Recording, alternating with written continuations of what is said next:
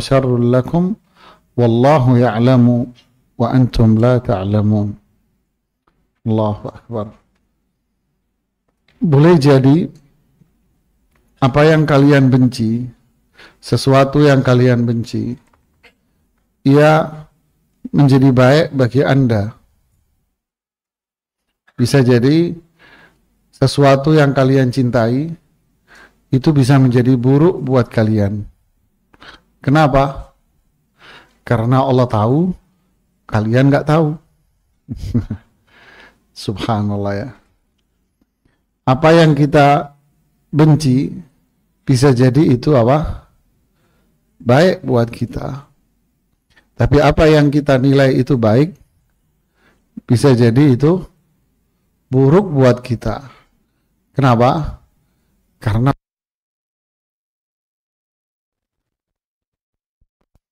kita masih di ayat ini. Kali ini di bagian B, Ibnu Qayyim B dan C.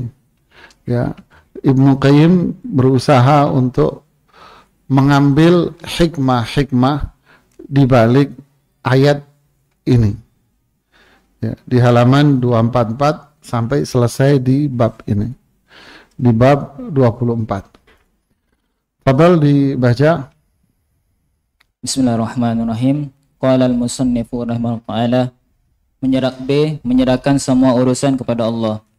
Di antara hikmah yang terkandung di dalam ayat ini ialah jika seorang hamba menginginkan kesudahan yang baik dalam setiap urusannya, maka ia dituntut untuk menyerahkan segala urusannya kepada Allah yang Maha Mengetahui akibat segala urusan, serta ridha atas pilihan dan ketentuan Allah baginya. Ya. Jadi hikmah dari ayat ini adalah ketika kita menginginkan sesuatu itu baik, hasilnya baik, kita menginginkan hasil yang terbaik dari apa yang kita lakukan, maka apa itu? Serahkan semuanya kepada Allah. Kita menginginkan hasil itu baik, maka serahkan semua urusan kepada Allah. Kok bisa diambil seperti ini? Ya, karena ayat itu mengatakan bisa jadi yang kita lakukan ini apa? Buruk bagi kita, jelek bagi kita, berat bagi kita. Maka pasti ketika itu kita menginginkan kebaikan setelahnya. Kita menginginkan hasil yang baik. Maka serahkan semua sama Allah. Begitu juga ketika kita melakukan sesuatu yang memang kita merasa ini baik, kita menyukainya, kita menginginkan kebaikan ini terus sampai akhir pun akan baik terus menerus kan gitu. Maka serahkan pula sama Allah. Kenapa bisa demikian jamaah? Karena yang terjadi di masyarakat, bagi mereka yang tidak ada iman kepada Allah, dia tidak mengenal Allah dengan baik, ketika dia ditimpa keburukan, maka dia akan apa yang kemarin? Putus asa. Ya kan? Di bahasan kita yang lalu. Maka dia akan apa? Putus asa. Ya sudahlah. Kayak tadi, konsultasi tadi itu di ruangan situ. Ustaz, rumah tangga saya sudah seperti ini. Sepertinya sudah tidak bisa diperbaiki lagi. Udah nggak bisa diperbaiki Ustaz. Udah nggak bisa. Dalam hati saya, ngapain lu telepon gue panjang-panjang gitu ya. Hati saya. Tapi kan nggak mungkin itu kita. Jadi kita katakan sama dia, wah, posisi Anda ini posisi putus asa karena melihat apa yang dia alami sekarang. Dia ini putus asa melihat apa yang dia alami gitu. Sehingga seolah-olah dia ini mampu membaca ke depan, bahwa ke depan pun sudah nggak akan bisa diperbaiki. Coba bayangkan, orang yang seperti ini, kalau terus-terusan dengan keyakinan, sikap dia yang putus asa ini, yang terjadi apa dengan kehidupan dia? Ya, sengsara, dia kan sengsara terus. Mau menikah lagi, dia akan menghadapi masalah yang sama, karena masalah yang kemarin itu tidak dia selesaikan. Paham ya? Mulai paham ya? Jadi masalah yang kemarin itu tidak dia selesaikan. Dia putus, penggal begitu saja, makanya dia putus asa.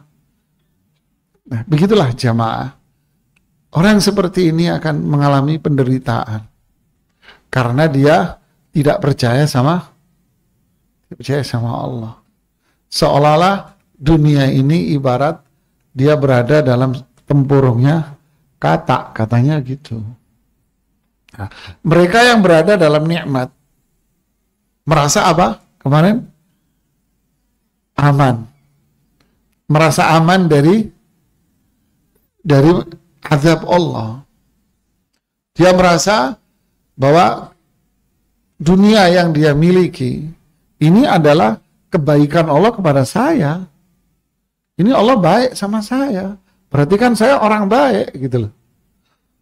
Berarti kan kita ini orang baik gitu. Kayak sebuah sekolah yang dimana pengurusnya itu terjebak dengan satu pemandangan bahwa 1-2 muridnya ini menang lomba. Wah, ini menang lomba nasional. Ini menang olimpiade ini. Oh, ini lomba hafalan Quran menang, hafalan hadis menang. Berarti sekolah saya sudah apa? Hebat gitu loh. Nah, ini bahaya. Bisa jadi hebatnya dia ini bukan dari sekolahmu. Memang aslinya dia orangnya pinter. Jadi terkadang banyak terjadi seperti itu. Allah memberikan banyak kebaikan kepada dia, terus dia merasa bahwa karena saya memang layak. Karena memang saya layak untuk itu.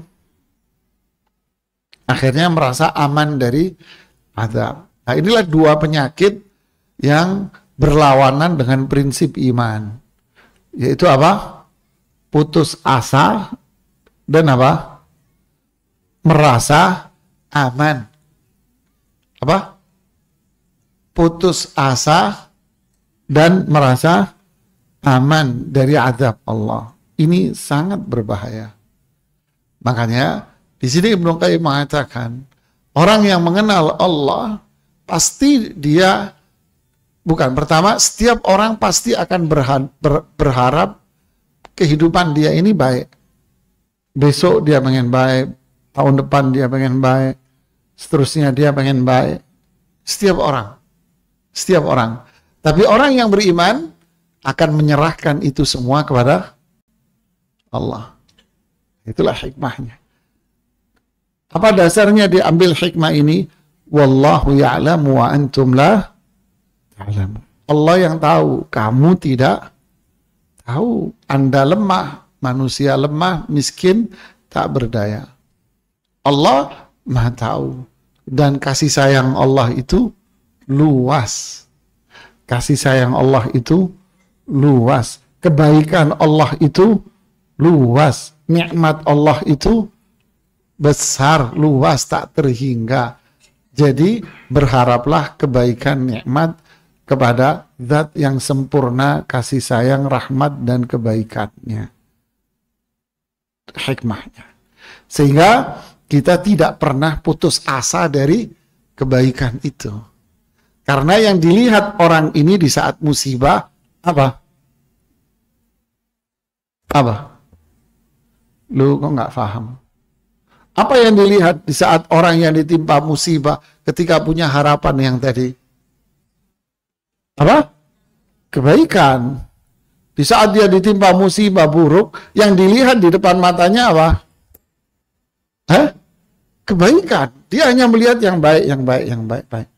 Sehingga dia ketika ditimpa musibah akan apa? Bersabar, tidak melanggar peraturan Allah, dan dia akan terus taat. Nah, itulah syukur, dan dia berpikiran positif bahwa pasti ini berujung pada kebaikan dan kenikmatan.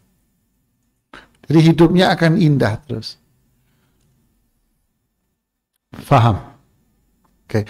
Ini hikmah yang pertama. Apa hikmah yang pertama tadi? Yang pertama apa? Berharap hasil apa? Berharap apa? Hasil yang baik. Nah, maka orang yang seperti ini akan lahir apa? Menyerahkan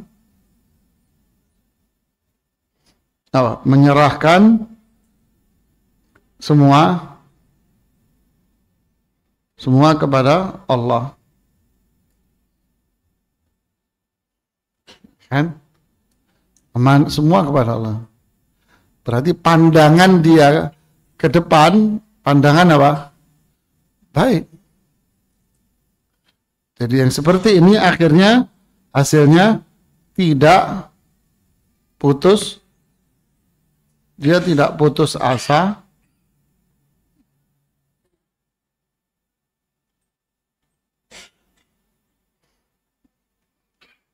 di saat apa? Musibah. Terus yang kedua tidak apa? Tidak pernah merasa apa? Merasa aman dari apa? Dari azab Allah. Ya kan? Akhirnya dia akan apa terus apa? Lawannya apa? Berarti apa? Sabar. Ya kan? Dan apa? Syukur. Nah, ini sifatnya dia. Faham makna sabar kemarin? Apa sabar itu? Tidak melanggar hukum Allah. Syukur apa? Akan terus berbuat kebaikan. Sebentar, ganti kursinya dong.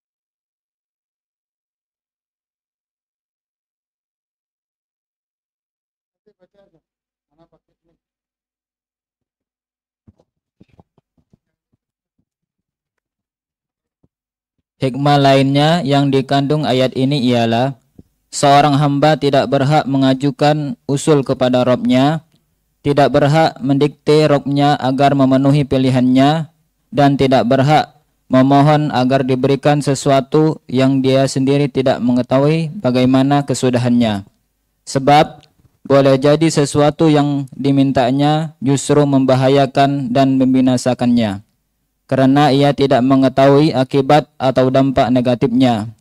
Atas dasar itu, manusia sama sekali tidak memiliki hak untuk memilih sesuatu atas Rabb-Nya. Akan tetapi, hendaknya ia memohon pilihan yang terbaik darinya dan meminta agar hatinya ridho atas pilihan tersebut. Sebab tidak ada sesuatu yang lebih bermanfaat bagi dirinya selain daripada itu. Ya. Ini kembali kepada akhir dari ayat yang tadi. Wallahu ya'lamu wa antum la ta'lamun. Allah tahu sedangkan kalian apa? Enggak tahu. Udah biarin jamaah, ngapain nanti merhatiin dia. Kadang kita ini suka ngapain? Suka dikte, ya kan?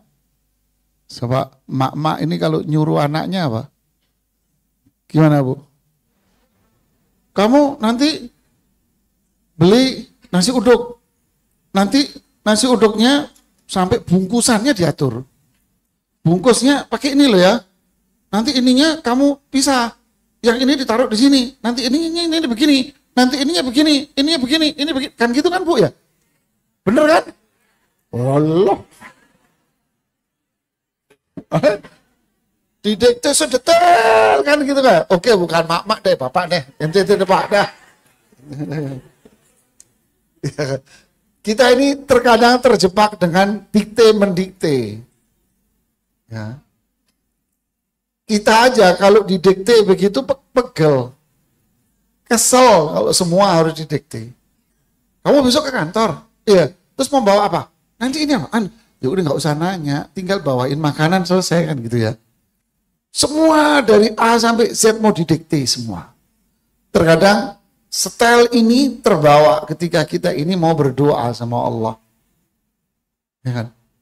Ya Allah, aku pengen rumah. Nanti rumahnya begini ya Allah. Yang nyaman, yang enak. Nanti kalau aku menikah, yang cukup ya Allah semua sama anak saya. Itu dikte Allah. Ya. Saya pengen ini. Didetailin satu-satu apa yang dia minta. Itu namanya apa? Dikte. Nah, kalau mendikte, berarti ini berlawanan dengan prinsip yang pertama. Apa itu?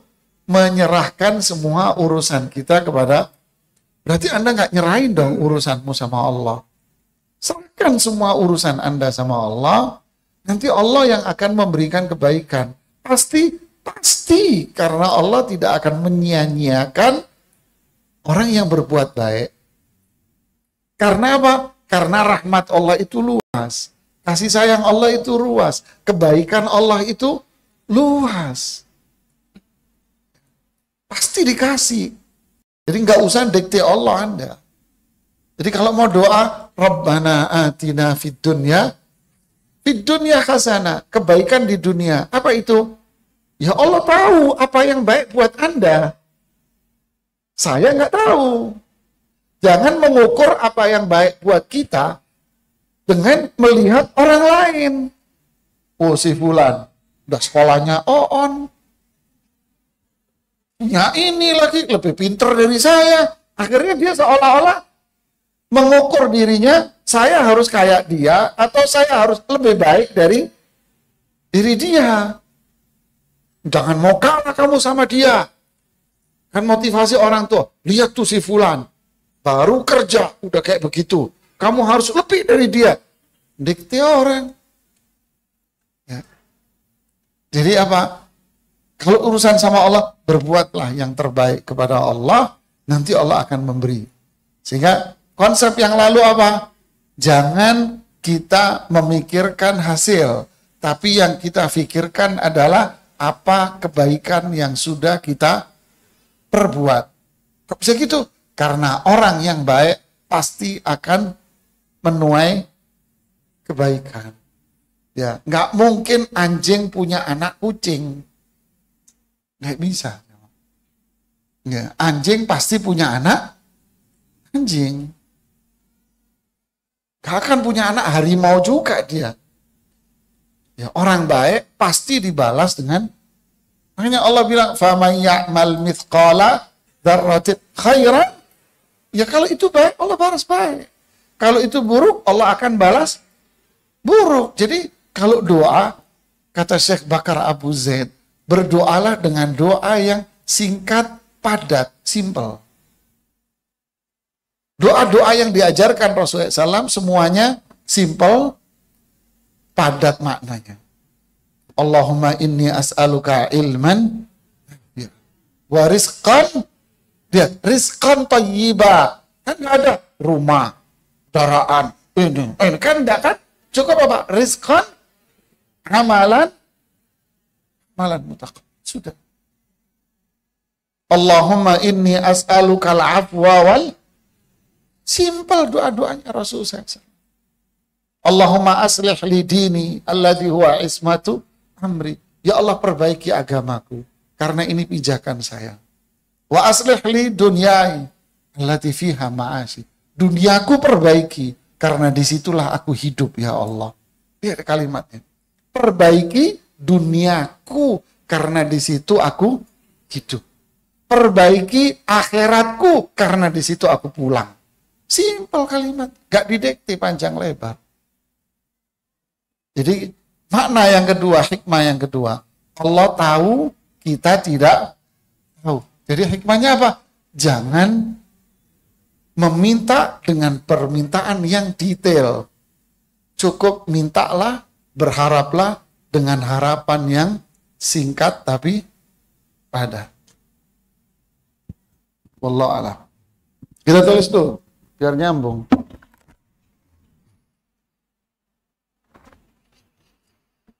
Tadi dulu ngepasin punggung.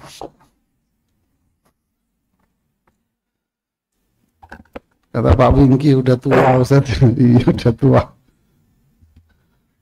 Ah ini nyangkut ini Bu, enak. Oke, yang kedua apa tadi hikmahnya? Apa? Apa kira-kira yang disingkat?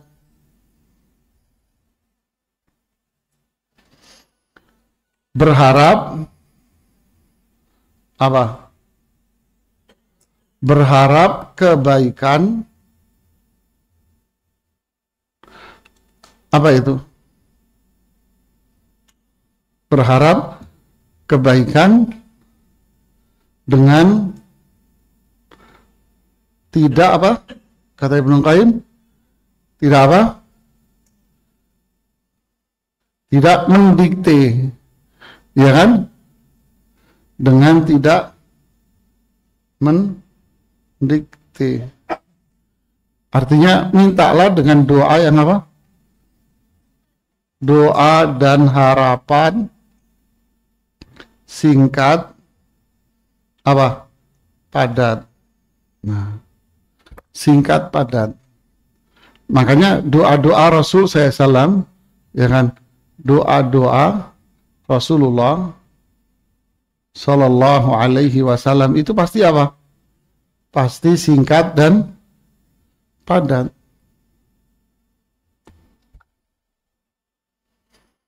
Nah, inilah namanya, inilah bentuk apa? Berserah diri kepada Allah. Berserah diri kepada Allah. Mau diurai lagi. Kenapa kok seperti ini? Karena yakin apa? Bahwa Allah Maha apa? Maha tahu dan apa? Maha apa? Baik, sayang kepada siapa? Kepada hambanya. Pasti yang baik akan dibalas baik, yang buruk akan dibalas keburukan. Baik, lanjutkan, fadhal. Hikmah lainnya ialah apabila seorang hamba telah menyerahkan urusannya kepada Rabb-nya dan ridha atas pilihan Allah untuk dirinya, niscaya Allah akan membantunya menerima pilihan itu dengan menganugerahkan ketegaran, kebulatan tekad, dan kesabaran hati, lalu menghindarkannya dari segala macam bencana yang mungkin terjadi apabila seorang hamba berpegang kepada pilihannya sendiri. Kemudian Allah memperlihatkan kepadanya dampak positif dari pilihannya bagi dirinya yang tidak akan dicapai walaupun separuhnya jika ia menentukan pilihan hidupnya sendiri. Allahu Akbar. Lihat nih, yang ketiga. Ya. Kita ambil kata kunci dari penjelasan itu. Ini rentetannya. Ya, berarti yang pertama apa? Ini. Yang pertama mengharuskan dia untuk mengarah kepada yang apa? Kedua. Yang kedua akan melahirkan yang ketiga. Apa itu yang ketiga? Nih. Yang ketiga membantu menerima Allah apa? Membantunya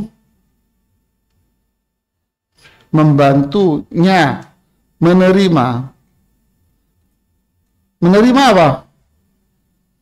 Membantu menerima apa? Pilihan Allah. Barakallahu fiik. Artinya apa? Dia sudah menyerahkan semuanya kepada yang pertama. Yang kedua, dia nggak mendikte. Berarti yang ketiga, ketika Allah sudah menentukan kepada dia, maka Allah akan jadikan dia mudah menerima pilihan itu. Allah membantunya menerima pilihannya.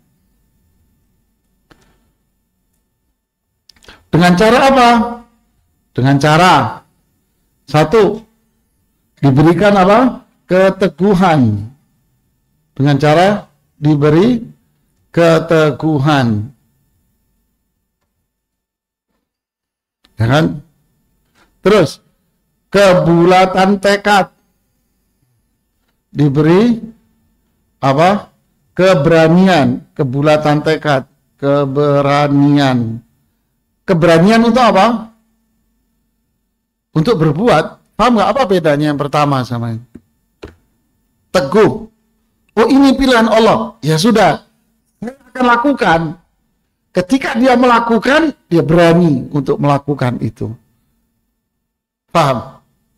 Dia akan berani melakukannya. Kemudian yang ketiga, bentuknya apa? Sabar. Diberikan kesabaran. Dia tidak akan melanggar hukum Allah di situ. Kuat, terus tegar dia di situ. Kemudian menghindarkannya dari segala macam bencana yang mungkin terjadi apabila seorang hamba berpegang kepada pilihannya sendiri. Berarti yang ketiga apa? Terhindar dari apa? Dari bencana dan keburukan.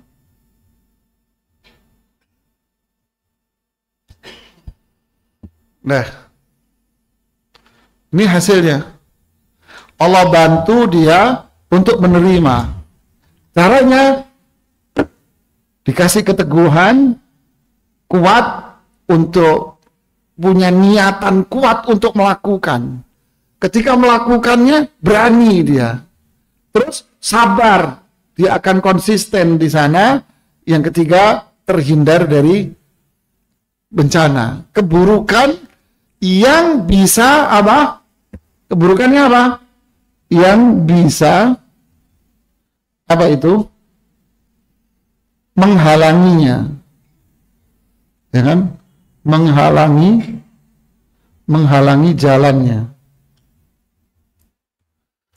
Tidak ada penghalangnya dia nanti. Dia akan melakukannya dengan itu. Tapi kalau musibah-musibah yang lain bisa jadi terjadi gitu loh. Tapi kalau dalam menjalankan ini, dia lempeng-lempeng aja. Tapi kalau seseorang menganggap dirinya pinter, ya, menganggap dirinya pinter, mampu dengan itu semuanya, maka di sana apa? Tidak akan muncul keberanian pada dirinya. Kalau toh dia muncul keberanian, maka tidak akan ada kesabaran, keteguhan, konsistensi di situ sulit untuk diperoleh. Dan dia akan syarat dengan problem bencana yang merintangi perjalanan dia. Artinya banyak sekali penghalang-penghalang yang merintangi perjalanan dia ke sana. Kenapa? Karena semua diserahkan kepada dirinya sendiri.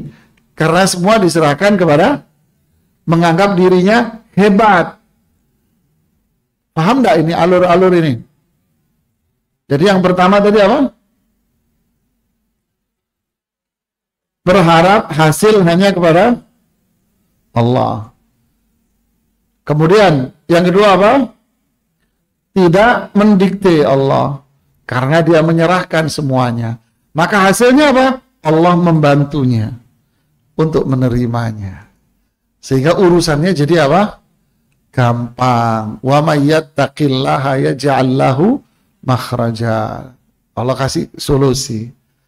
Wa may yattaqillaha yaj'al lahu min amrihi yusra. Siapa yang bertakwa, Allah bikin urusannya apa? Gampang, mudah, ringan, enteng. Siapa? Allah yang bantu. Subhanallah. Terhindar bencana, kesulitan yang merintangi. Inilah Allah akan menjaga, menolong setiap hambanya. Kenapa? Karena dia ikut pilihannya. Coba kalau ngikut pilihan sendiri, bonyok kitanya. Berikutnya yang C, silakan. C. Mengosongkan hati dari segala kesibukan.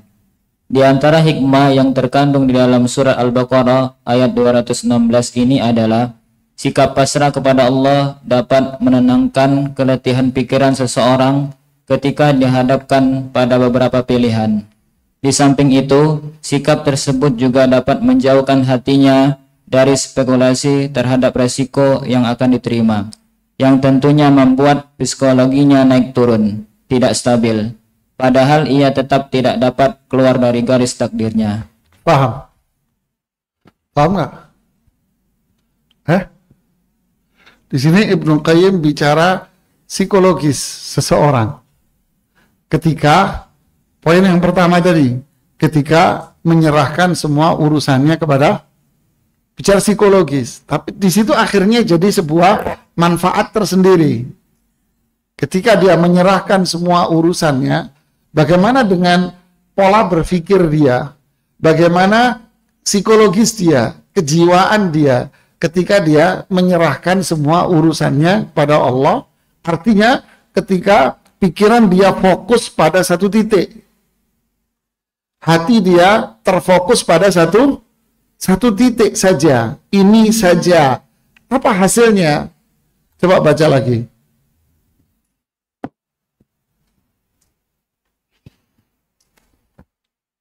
Di antara hikmah yang terkandung di dalam surah Al-Baqarah ayat 216 ini adalah sikap pasrah kepada Allah dapat menenangkan keletihan pikiran seseorang. Ketika keletihan pikiran.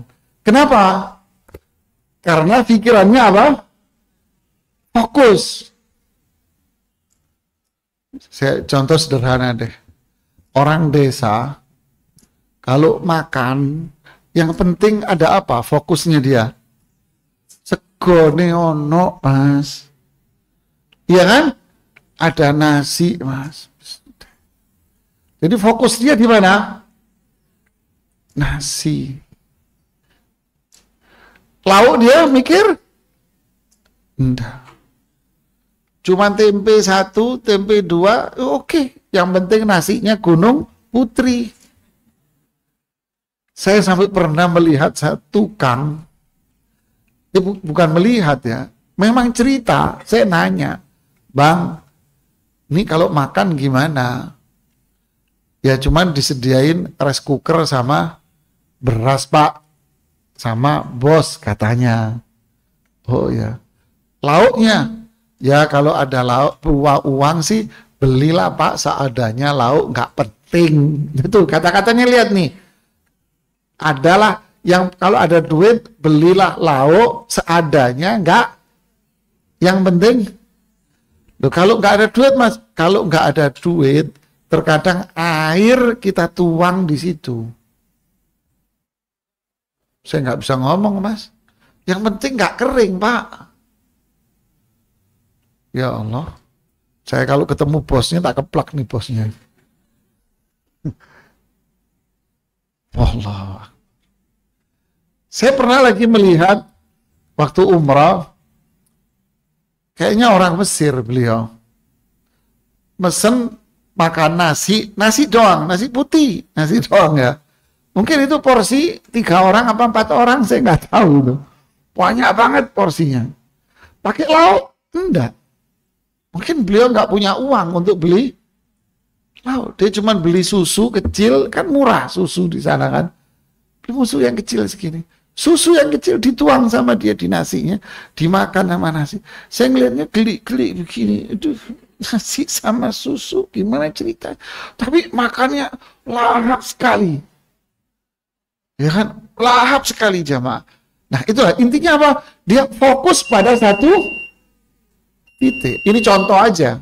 Ya, fokus sama. Tapi kalau kita nggak fokus sama satu titik, jadi kita jadi petualang lauk gitu loh jamaah. Bener nggak Bu? Bener nggak Mas? Mau makan nih. Apa menunya hari ini? Nggak cocok. Aduh, nggak cocok. Aduh, nggak ada yang cocok, nggak selera. Cari resto yang lain yuk. Nyari capek kitanya, udah perut udah lapar, bener kan? Nah itulah kita, itulah maksud Ibnu Qayyim. Kalau kita serahkan semua urusan kita sama Allah, berarti kita ini apa? Fokus pikiran, hati fokus. Kenapa? Saya percaya sama Allah, Allah maha sempurna, sudah kita nggak akan capek, nggak akan letih. Terus lanjutkan. Jika seseorang telah ridha dengan pilihan dan takdir Allah, ya, itu yang di bawahnya tadi. Di samping itu, sikap tersebut juga dapat menjauhkan hatinya dari spekulasi terhadap resiko yang akan diterima. Nah, dia terjauh dari apa? Spekulasi. Petualang lauk tadi ya. Ini nggak cocok. Nggak cocok. Nanti pindah yuk ke restoran sono. Bilang ke restoran sono. Perut udah lapar, mau pindah lagi capek, ya kan? Kayaknya sepertinya andai kata, ini kayaknya enak nih. Spekulasi kan? Spekulasi kayaknya enak nih. Haus-haus melihat es yang ditabur ini, kayaknya enak nih, seger nih. Belinya dia, ternyata nggak enak. Padahal yang di restoran yang pertama, kan capek kita akhirnya. Makanya besok makan di sono, makanlah yang di sono. Ternyata tukang masaknya ganti. Gak kelar-kelar ke Jawa. Ya, capek gitu ya. Jadi petualang nggak rampung-rampung kita ini ya. Itulah kita ya, hidup kita capek, spekulasi terus, jadi tukang icip-icip terus.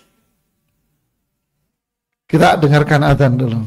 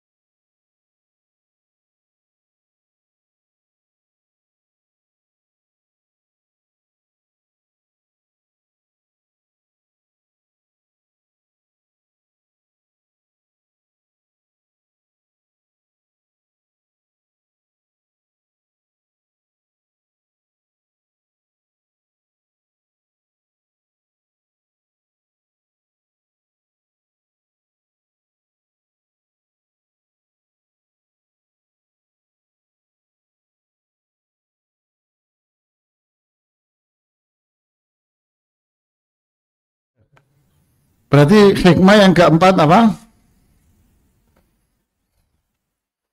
Hikmah yang keempat, tenang, sudah saya tulisin.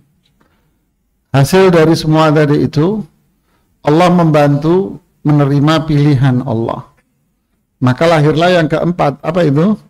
Tenang hati dan pikiran. Dia akan fokus pada apa? Fokus pada kemuliaan dan kebesaran Allah. Sudah, dia percaya, yakin. Allah pasti menentukan, berarti hasil hati, maksudnya ini apa? Yakin bahwa apa? Allah pasti apa? Mentakdirkan yang apa? Yang terbaik buat dirinya. Faham? Kata Khadijah gimana? Ketika melihat suaminya pulang ketakutan, menerima wahyu yang pertama, apa kata Khadijah? Lan yukhzikallahu abada. Allah tidak akan membuat kamu sengsara. Tenang aja. Allah Akbar. Luar biasa ya. Allah tidak akan membuat kamu tenang aja. Kenapa? Karena udah baik dia. Tenang aja.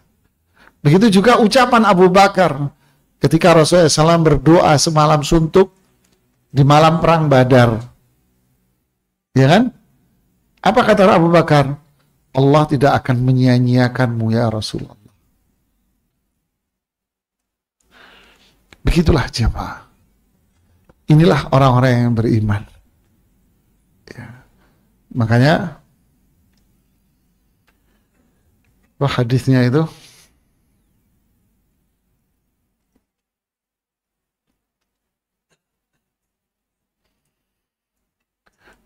redaksi depannya lupa saya.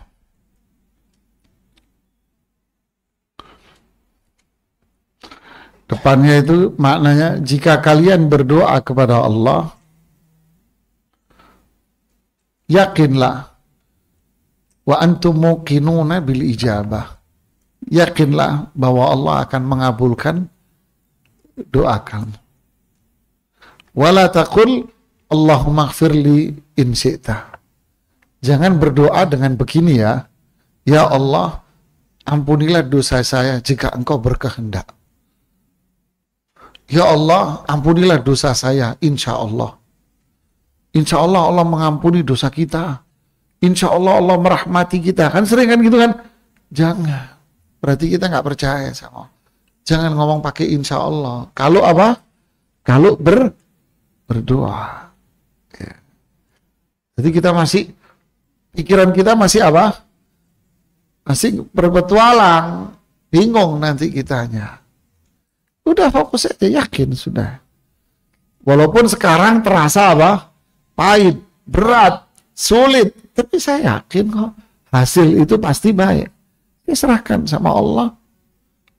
Allah tahu, sedangkan saya nggak tahu apa yang terjadi.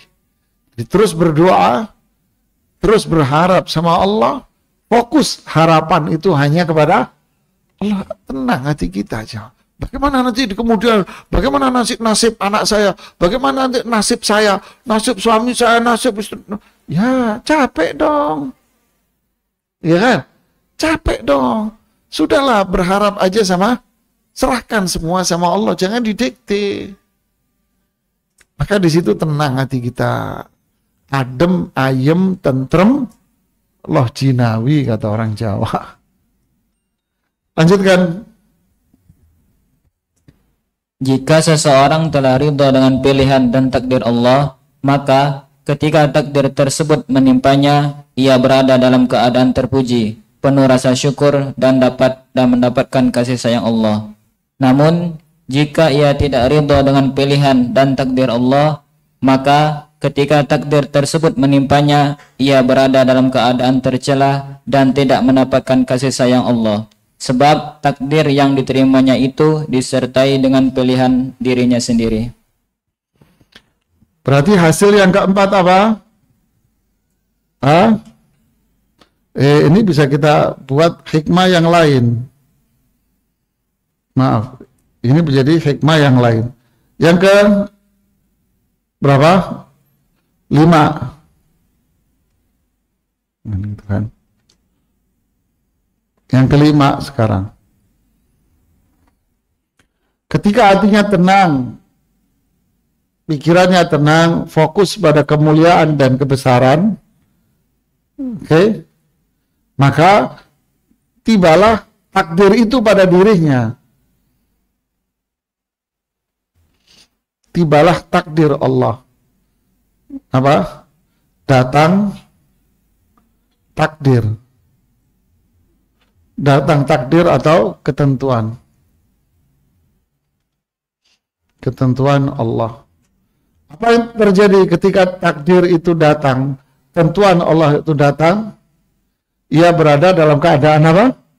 Terpuji, penuh dengan rasa syukur. Ketika takdir itu datang menimpa pada dirinya, maka dirinya apa?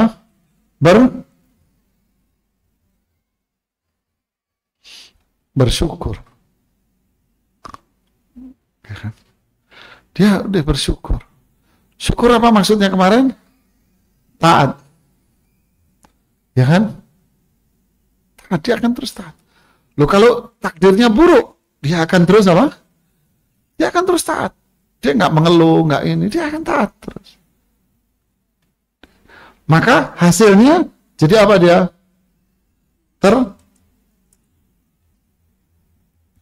Terpuji.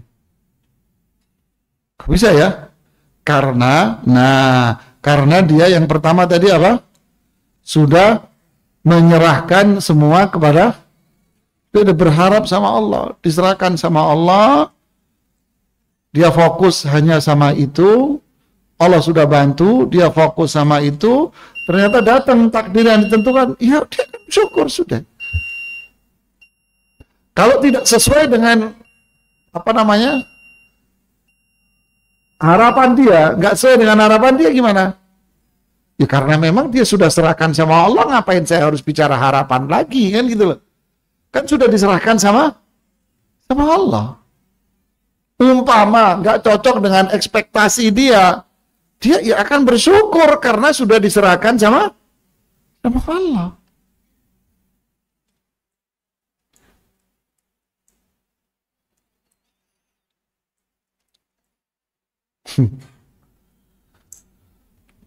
Ustadz, sepertinya pernikahan ini tidak bisa dilanjutkan. Kenapa, Mbak? Kami ini berbeda. Kita tidak akan bisa bersatu bersama. Bilang, Mbak kebanyakan nonton sinetron. Saya bilang, sejak kapan kamu itu bisa sama? Nggak ada ceritanya. Anak kembar itu pun sama. Nggak ada ceritanya. Sama enggak? Pasti beda. Apalagi kakak kembar, apalagi ketemu di jalan, pasti tambah beda. Begitulah, Mas. Kan? Jadi manusia ini kalau mengikuti apa? Keinginan, selamanya dia tidak pernah puas. Dia akan menderita terusnya. Tapi kalau kita serahkan sama Allah, ternyata pilihan Allah itu beda sama saya. Nah, ini kan tidak muncul, nomor 5 ini tidak muncul begitu saja. Tapi dia ini datang di poin kelima, gitu loh. Yang pertama tadi adalah, saya berharap sama Allah. Saya serahkan sama Allah. Saya nggak akan dikte, sudah. Berarti kalau Allah menentukan A sama saya, yang nggak cocok dengan pilihan saya, ya memang saya sudah siap dari awal. Dia akan senyum, dia itulah hamba yang mulia. Kalau itu buruk gimana? Buruk itu kan ngetes agar kita naik kelas. Iya tidak? Buruk itu promosi agar kita naik jabatan. Ya, kalau nggak ada ujian, nggak ada promosi, ya dari zaman kelpon begitu ya sampai sekarang kelpon begitu ya begitu terus kelpon gitu loh ya kan. Paham nggak maksud saya? Kelpon zaman kita kecil kayak apa mas? Ya tetap dalamnya ada gula Jawa. Terus sekarang zaman Gen Z kelpon isinya dalam keju kan nggak ada kan? Nggak ada ya kelpon ya isinya gula Jawa. Dari kita kecil dulu kita gigit moncrot tuh kelponnya kan. Ya sekarang kalau Anda gigit ya tetap moncrot, tahu moncrot. Ini pakai dialek Jawa Timur gitu kan ya. Karena apa? Karena nggak ada ujian kelpon kan nggak ada mas. Ya kita akan di situ. Bahkan ujung-ujungnya nanti akan menjadi terhina. Tapi kalau ujian, ya sudah ini pilihan Allah. Lulus mas, naik pangkat. Ya, berhasil. Lanjutkan. Ketika seorang hamba sudah benar-benar menyerahkan segala urusannya kepada Allah dan ridha atas ketentuannya, maka kasih sayang dan kelembutan Allah akan membantunya dalam menjalani garis takdirnya. Allahu Akbar. Yang keenam, dia sudah syukur nih. Langkah keenam. Ya kan? Kan sudah syukur, terpuji. Berarti apa hasil yang keenam tadi apa? Allah apa? Sayang. Allah sayang sama dia. Allah mulianya jamaah. Terus berikutnya apa? Allah sayang terus Allah membantu dia. Membantu dia dalam apa? Dalam menjalani,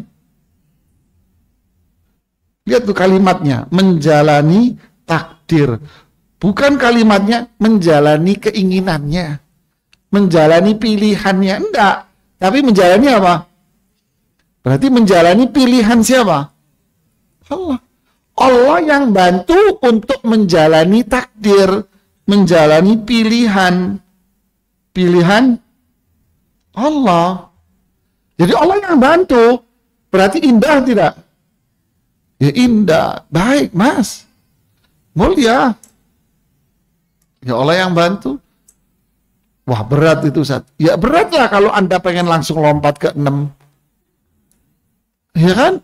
Tapi kalau dari awal, dari atas, ya maka yang ke-6 ini kan hadiahnya gitu loh, hadiah yang besar.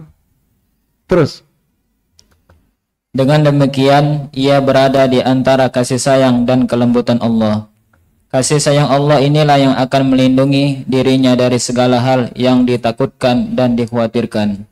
Dan kelembutannya inilah yang akan meringankan bebannya dalam menghadapi garis takdirnya. Allah, berarti ada dua manfaat ini. Kasih sayang Allah ini dan Allah membantu dia dalam menjalani takdir, berarti melahirkan apa? Melindungi. Ya kan? Namanya melindungi itu mesti dari apa? Melindungi dari keburukan. Keburukan dalam menjalani apa? Dalam menjalani takdir. Terus yang kedua tadi apa? Kemudahan. Kemudahan dalam menjalani takdir. Ya, nggak ada keburukan kan? Awalnya berat, ketika mengalami proses-proses ini nggak ada yang buruk dan mudah nanti. Terus, tatkala sebuah takdir buruk menimpa diri seorang hamba, maka perlu diketahui bahwa salah satu penyebabnya adalah usahanya untuk menghindari takdir tersebut. Allahu Akbar. Terus? Karena itu tidak ada yang lebih bermanfaat baginya selain menerima dan menyerahkan diri ke hadapan takdir. Allahu Akbar. Terus? tak ubahnya bangkai yang dilemparkan ke hadapan binatang buas, karena biasanya binatang buas tidak suka memakan bangkai binatang. Paham? Kenapa takdir itu bernilai buruk di mata kita? Kan ada takdir baik dan oke. Kenapa takdir itu bernilai buruk di mata kita? Kenapa? Karena kita yang memandang itu buruk. Sehingga endingnya hasilnya akan buruk. Karena kita yang memandang buruk, nyungsep jemaah. Habis kita yang memandang buruk. Ya buruklah. Tapi kalau kita memandang takdir Allah ini adalah pilihan Allah buat saya, ujian Allah buat saya, maka takdir ini akan berubah menjadi apa yang di atas dari kasih sayang Allah, kemudahan Allah buat kita, terhindar dari keburukan-keburukan. Jadi indah.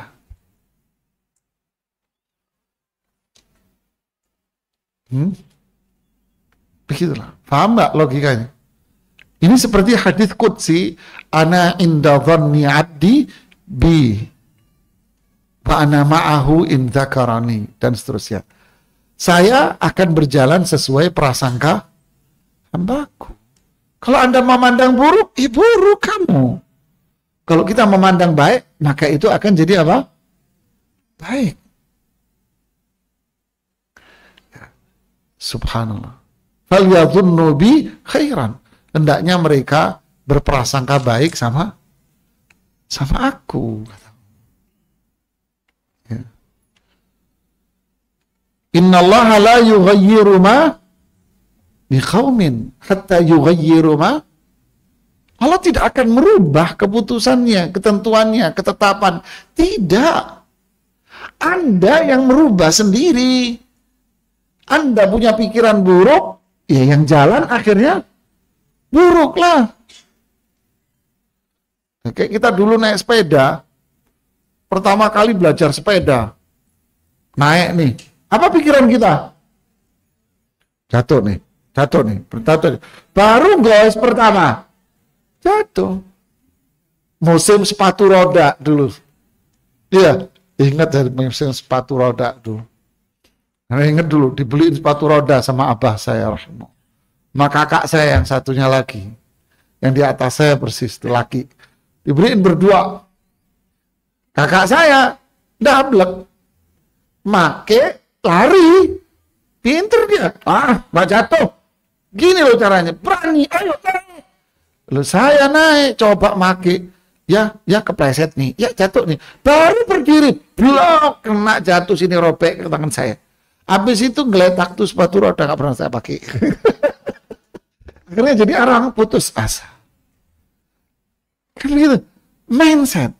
Wah ini buruk nih. Manjat pohon, ya kepleset nih, jatuh. Jatuh nggak? Jatuh. Di Al-Irsyad ada bapak-bapak tukang sapu, orang kampung situ, nggak bisa baca, nggak bisa nulis. Ya, nggak bisa baca, nggak bisa nulis.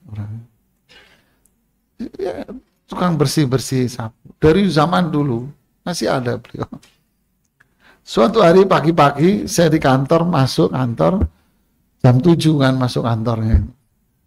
Anak ngasih tahu masuk, Ustaz, Bapak Fulan jatuh dari pohon kelapa.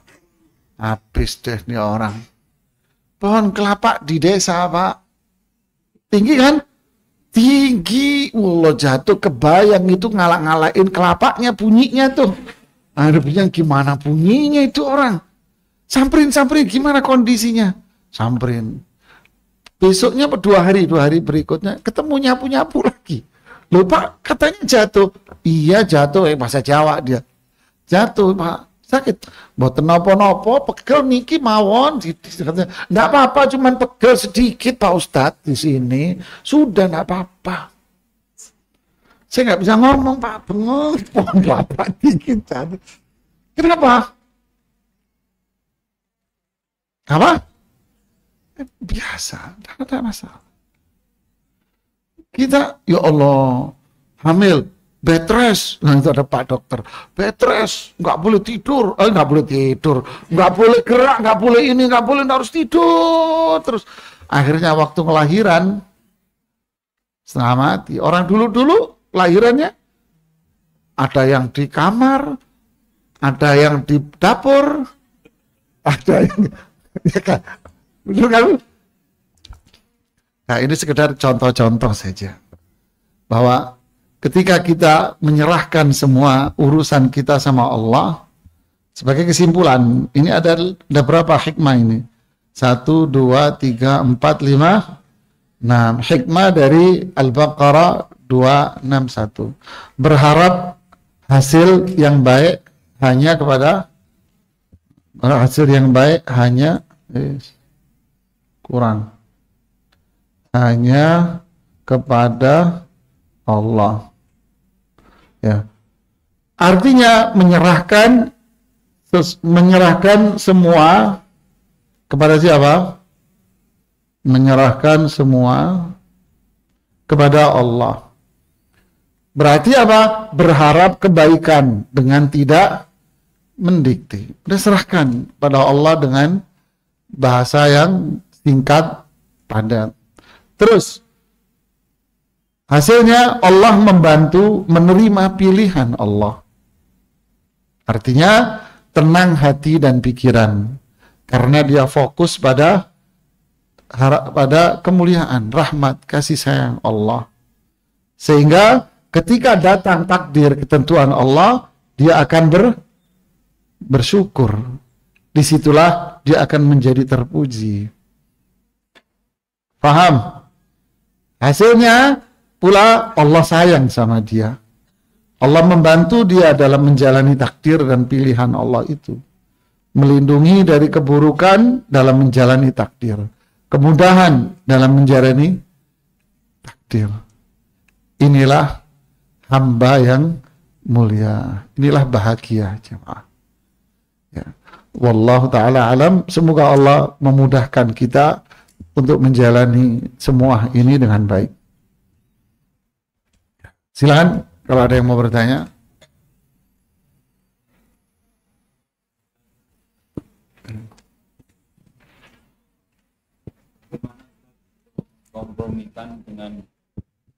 Mengkompromikan antara ayat ini dengan ayat yang maknanya bahwasanya keburukan itu hanyalah datang dari dirimu sendiri, Ustaz.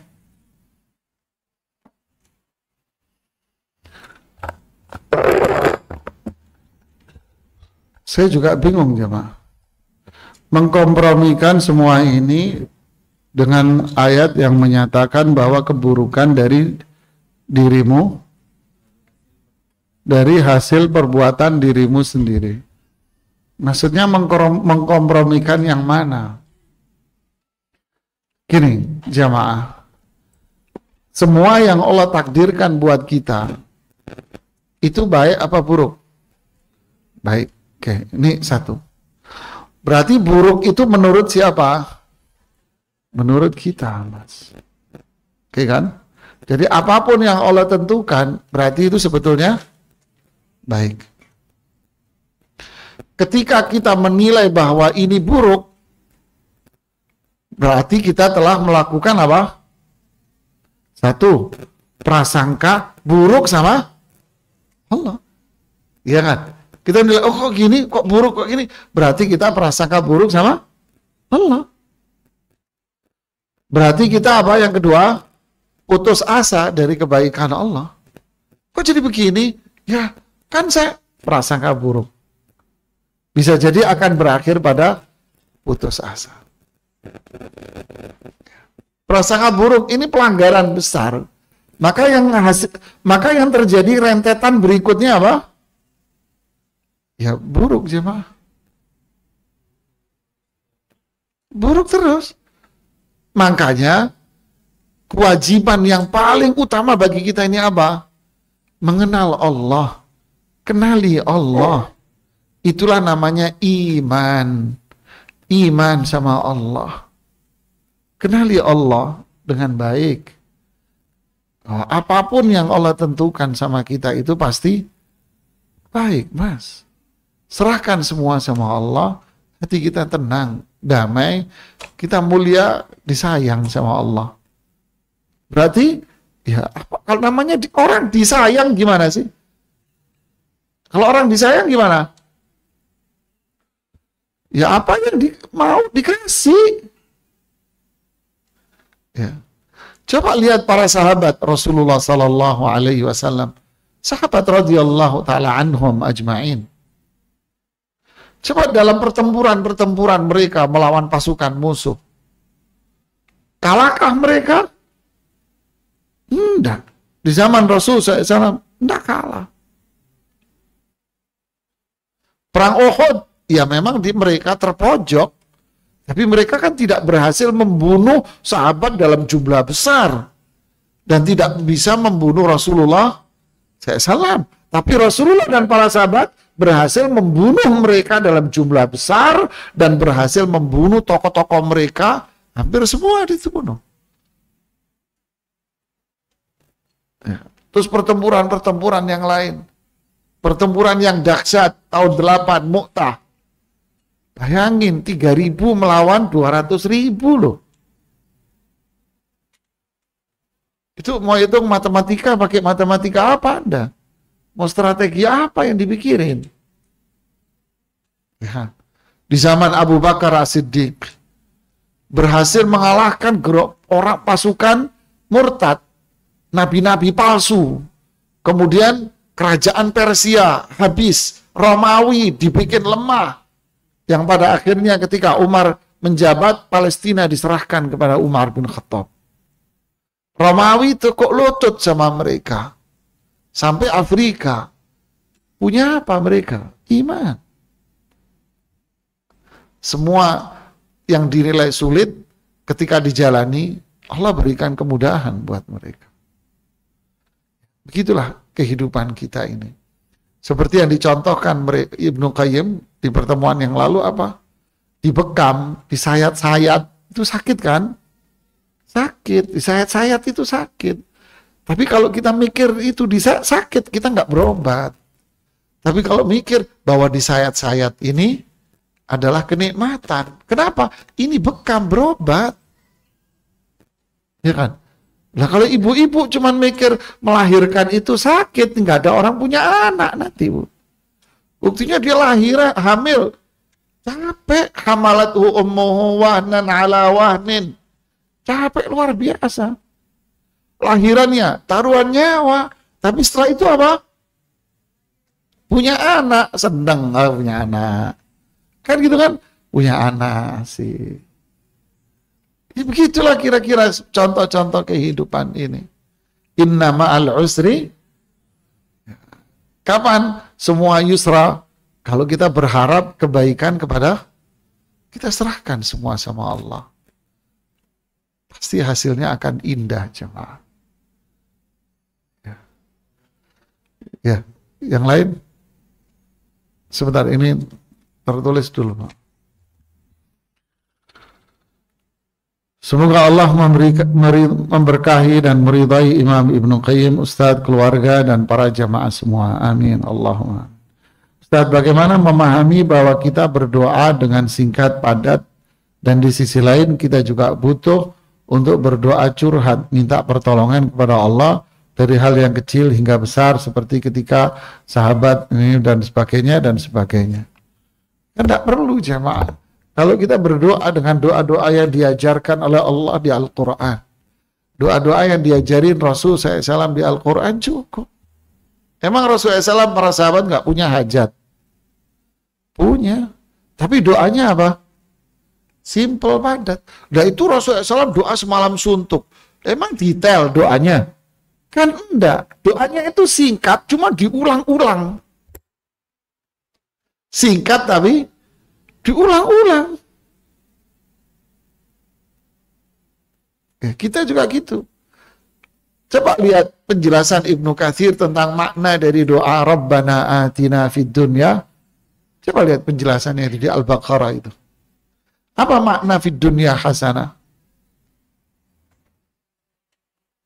Ya, semuanya. Wa fil akhirati hasanah. Apa itu? Surga. Wa qina adzabannar. Udah kan komplit. Doa, Allahumma inni as'alukal afwa wal afiyah. Ya Allah, aku memohon maafmu. Maaf Allah itu berarti apa? Ampunan, taubat. Allah menghapus dosa saya, menerima taubat saya. Berarti maknanya apa? Dibersihkan diriku dari keburukan dosa. Berarti dosa itu apa? Dosa itu biang dari semua kejahatan. Berarti kalau sudah dimaafkan oleh Allah, maka terjadilah al-afiyah, keselamatan.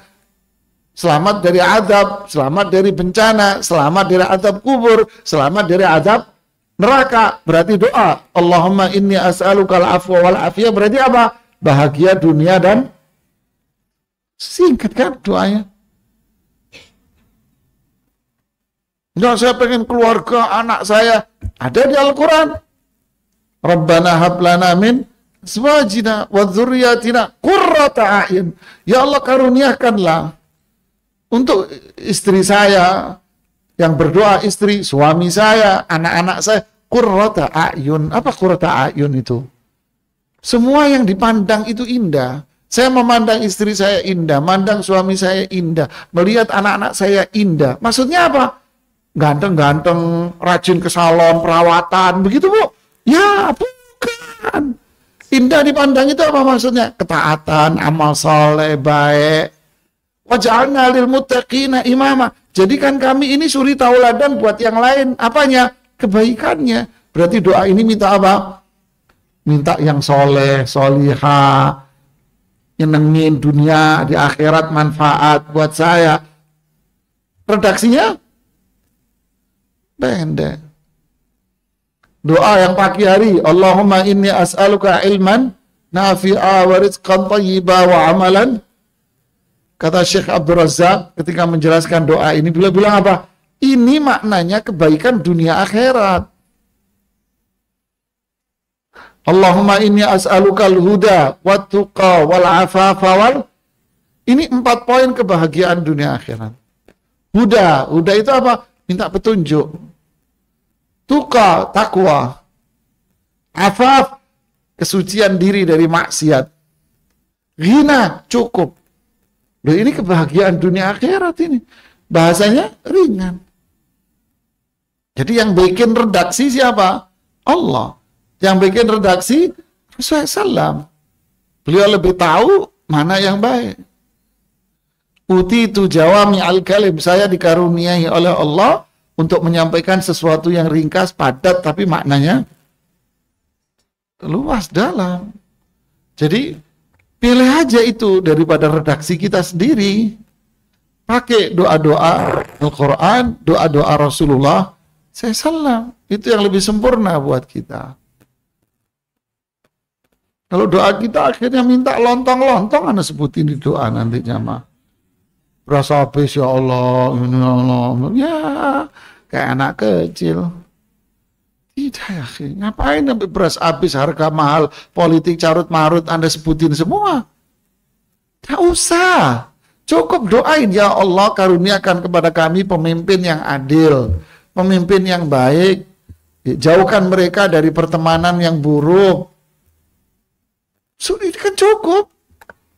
Pemimpin yang baik itu gimana? Ya, luar biasa. Pemimpin yang baik, Allah yang versinya Allah, bukan versi kita. Kita mintanya sama Allah kok. Ya. Ngapain panjang-panjang? Jadi Rasulullah SAW doanya panjang lebar semalaman, ya diulang-ulangi. Makanya di antara kiat doa dikabulkan itu apa? Diulang-ulang. Bahasa Inggrisnya apa? Ngeyel. Apa? Ngeyel itu apa? Ya terus menerus minta yang sifatnya apa? Terus menerus terus sama Allah. Loh, kalau manusia coba ente bilang negatif kan, ngeyel sama manusia. Tapi kalau sama Allah, ulang-ulangi doamu. Berapa kali Ustaz? Ya enggak apa-apa, sampai mulut kita mencong enggak apa-apa. Kan mintanya sama Allah. Ada lagi yang berdoa, yang mau berdoa, yang mau bertanya. Tadi siapa? Bapak tadi, silakan Pak. Assalamualaikum warahmatullahi wabarakatuh. Waalaikumsalam. Di luar pengajian boleh Pak? Ya kalau saya bisa jawab. Ya, ini teman saya ini orang tuanya beda keyakinan Pak. Bapaknya Islam, ibunya Kristen. Nah, terus ibunya udah masuk Islam, tapi anaknya yang satu masih Kristen gitu Pak. Nah, bapaknya meninggal, dia dapat warisan apa enggak itu katanya, pertanyaannya. Terima kasih. Bapaknya Kristen, bapaknya Islam, ibunya Kristen, anaknya satunya masih Kristen. Ya, terus bapaknya meninggal. Bapaknya meninggal, apakah anak yang masih Kristen ini dapat warisan dari bapaknya yang Islam? Tidak. Ya, terima kasih Pak. Alasannya apa? Lakum dinukum. Terus apa lagi? La yarithul muslimu al-kafira. Orang Islam tidak mewariskan hartanya kepada orang kafir. Iya, silakan Mas. Satu lagi di belakang.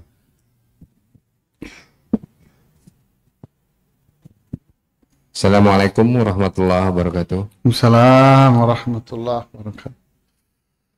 Ketika kita menyerahkan semua urusan kita kepada Allah, Ya. tetapi terkadang realisasi dan nafsu kita itu suka menentang istilahnya, Masya Allah. Terus, ya kan? menarik. Namanya manusiawi istilahnya kan mungkin. Nah, bagaimana? Apakah ada kiat-kiat atau ada amalan supaya kita itu ikhlas bahwa yang terjadi kepada kita itu memang benar yang terbaik yang Allah berikan. Seperti saya sekarang lagi menghadapi banyak masalah Ya, misalkan. paham, cukup. Gitu. Ya, Maksudnya ada kiat-kiat enggak yang Ya. kita itu ikhlas bahwa ini tuh yang terbaik sama Allah, yang Allah berikan buat kita. Terima kasih mungkin. Pertanyaannya sangat bagus, Bang. Saya ngasih ilustrasi begini, Bang. Saya percayakan kepada Anda semua urusan ini. Urus deh, ini usaha toko ini. Kamu yang urus deh. Saya pasrahkan sama dia. Kan gitu kan? Paham sampai sini? Saya bilang sama ini, gue paling dongkol sama tuh orang. Kesel saya, jengkel sih sama orang. Katanya kamu, ya sih memang saya pasrahin, tapi sebetulnya saya itu kesel, mangkel sama dia. Ada nggak orang kayak gini, Mas? Ada kan? Tapi kira-kira nih orang normal apa enggak? Hah? Enggak normal, Mas. Loh, kalau Anda dongkol, kesel, ngapain tokomu kamu kasih dia? Paham nggak, Mas? Kan nggak masuk di akal gitu loh. Anda ini kesel, dongkol, tapi satu sisi Anda serahin. Loh, yang sakit jiwa siapa? Ya saya yang ngomong, kan begitu kan? Ya saya ngomong dong. Gimana sih kamu ini? Yang denger juga bingung. Udah deh, biar urusan lo deh. Kan dia hanya dengerin doang kan akhirnya. Kan gak mungkin kan, Mas? Walaupun ini di masyarakat kita banyak gitu loh, Mas. Contoh, kalau itu terjadi pada binatang umpama, satu sisi Anda menunjukkan kepada binatang ini ramah, tapi pada satu sisi Anda nggak suka sama binatang ini. Mungkin itu terjadi? Nggak mungkin kalau sama binatang.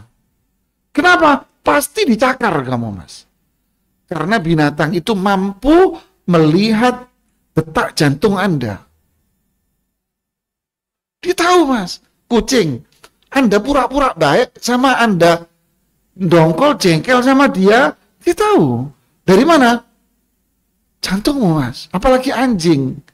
Oh, enggak bisa dibohongin tuh anjing tuh. Mangkal, sebetulnya saya nggak percaya sama nih anjing. Tapi segini pura-pura. Oh, ditelen Anda sama tuh anjing, Mas. Enggak bisa, dia akan tahu.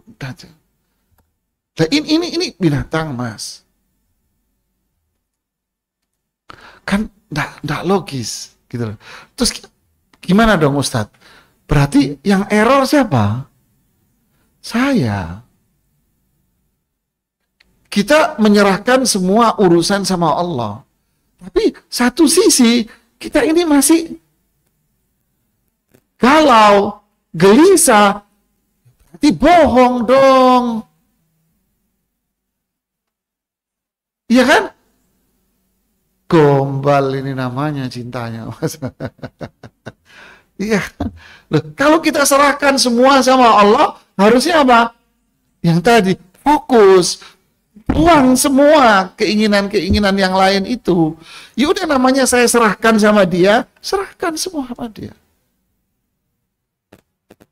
Sudah. Artinya kosongkan hati kita dari yang lain. Saya percaya kok sama dia, ya udah. Kosongkan dari semua yang lain, sudah. Itulah namanya saya menyerahkan. Buang, bisikan, itu akan muncul, Mas. Nggak bisa dipungkiri. Kok bisa muncul? Itulah setan. Yuwaswisu fi. Kita digoda sama setan. Ketika kita mau menyerahkan itu semua sama Allah, setan godai. Jangan-jangan jikalau apabila seandainya menawa gitu. Agak kelar-kelar Anda akhirnya, Mas. Digoda, akhirnya muncul ragu-ragu. Iya ya, jangan-jangan, waduh, terus gimana? Kalau ya udah gugur, berarti kita tidak menyerahkan sama, serahkan sama Allah. Makanya di bahasan tadi apa? Kosongkan hati Anda dari semuanya. Semua tunggu aja pertolongan dari Allah. Tapi bukan berarti kita duduk manis tanpa usaha, tidak. Saya serahkan sama Allah, tapi saya usaha. Ketika takdir itu tiba, saya bersyukur apapun yang Allah tetapkan sama saya. Sudah, ini ketentuan Allah buat saya.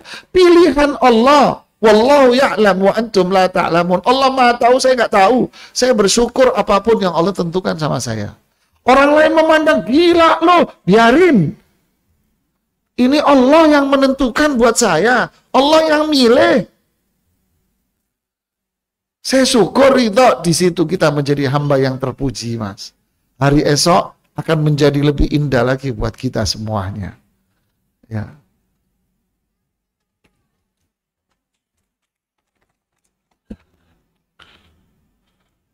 Tadi Ustaz sebutkan kita berdoa agar spesifik, lalu bagaimana halnya ketika Aisyah radhiyallahu, mintalah kepada Allah, bahkan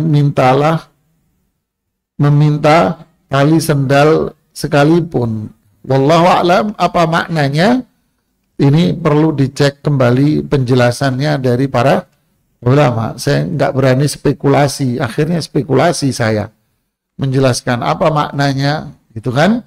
Jadi jawabannya apa? Wallahu, saya nggak tahu. Nggak semua pertanyaan Anda saya jawab, kan begitu kan? Tapi ini jadi PR, saya akan cari-cari, saya akan belajar lagi. Apa maknanya itu? Hadisnya valid tidak? Kalau valid apa maknanya? Biar kita tidak salah memahami sesuai dengan anggapan kita pribadi. Ya. Masa menafsirkan ucapan raja dari kita sendiri kan tidak ya. Wallahu a'lam. Masih ada? Pertanyaan dari salah satu jamaah. Iya. Ustadz, saya mau bertanya terkait menyerahkan segala urusan kepada Allah. Jadi pada intinya kita dalam menjalani hidup harus pasrah dan percaya pada segala yang diatur Allah. Lalu bagaimana tentang kehendak bebas kita sebagai manusia? Apakah kita tidak dibolehkan untuk memilih jalan kita sendiri? Ini yang di mindset pikiran si penanya itu apa, Hayu? Apa Anda pikirin apa? Apa? Pasrah bongkoan kata orang Jawa. Terus yang kedua, yang ada di benak orang itu menyerahkan semua sama Allah, ibarat seseorang yang berada di tawanan. Sehingga dia tidak bisa berbuat apa? Leluasa. Mas, bukan begitu maknanya. Menyerahkan sama Allah itu artinya apa? Apa artinya? Artinya usaha, barakallahu fiik. Artinya usaha. Lalu hasilnya, makanya kan saya pakai bahasa tadi apa? Hasil. Di buku ini kesudahan. Ya, saya bahasa yang lebih simpel. Hasilnya. Berarti proses menuju hasil itu apa? Usaha, Mas. Loh, kalau usaha gimana? Yo, Anda lah yang berusaha semaksimal mungkin. Makanya Rasulullah SAW bilang apa? Ihris ala ma yanfa'. Semangat untuk mendapatkan yang manfaat. Ayo semangat. Jangan jadi kerupuk kampung. Hari ini bunyi, besok mimpes. Ya kan? Hari ini pinter, besok bego. Tidak. Semangat. Kalau ibadah, nah kita tidak boleh berkreasi. Ibadah itu harus ikut jalur. Nggak bisa kita ibadah ini, tak kreasi sendiri. Ya udah, atur aja sendiri adzan sesuai selera kamu waktunya. Ya kan? Biar maghrib nggak kecepetan sama isya, atur aja, Mas. Subuh biar nggak jam segitu, atur aja deh jam 7 deh. Berani kamu? Kan berani lah. Kalau urusan ibadah kita sama Allah, nah kita harus ikut rel. Tapi kalau urusan duniawi, muamalat, jual beli, sewa menyewa, pernikahan, ya kan? Sosial bermasyarakat, pekerja, ini apa? Semangat untuk mendapat yang bermanfaat. Terus apa yang kedua? Nah, jangan merasa pede, bangga dengan kepintaran Anda, dengan kreativitas Anda, dengan usaha Anda, jangan. Tapi minta tolonglah sama, nah, usaha serahkan sama Allah. Hasil datang, syukurin. Besok usaha lagi. Ketika hasil, kok begini? Saya kan pakainya begono. Ya, susah Anda. Susah Anda. Kalah sama ketek aja, Mas. Ya, ketek pengen dapat pisang setandan, tapi ketika Anda kasih sebiji, apa? Mau diterima sama dia. Dia minta kacang sekarung, tapi kalau Anda kasih kacang 2 biji, mau dia terima. Senang sama Anda, dia duduk, Anda diliatin. Nah, kalau perlu ditegur, Anda negur, halo ibu, kan gitu kan. Tapi dia menerima, Mas. Paham ya? Ya, usahalah. Apa yang kita terima, syukurin. Besok, nggak tahu, usaha lagi saya. Begitulah, hidup ini akan indah. Ya, wallahu ta'ala a'lam bishawab. Ini yang bisa saya sampaikan. Semoga bermanfaat buat saya dan kita semuanya. Mohon maaf jika ada kekurangan, kesalahan dari diri saya sendiri. Subhanakallahumma bihamdika asyhadu an la ilaha illa anta astaghfiruka wa atubu ilaik. Assalamualaikum warahmatullahi wabarakatuh.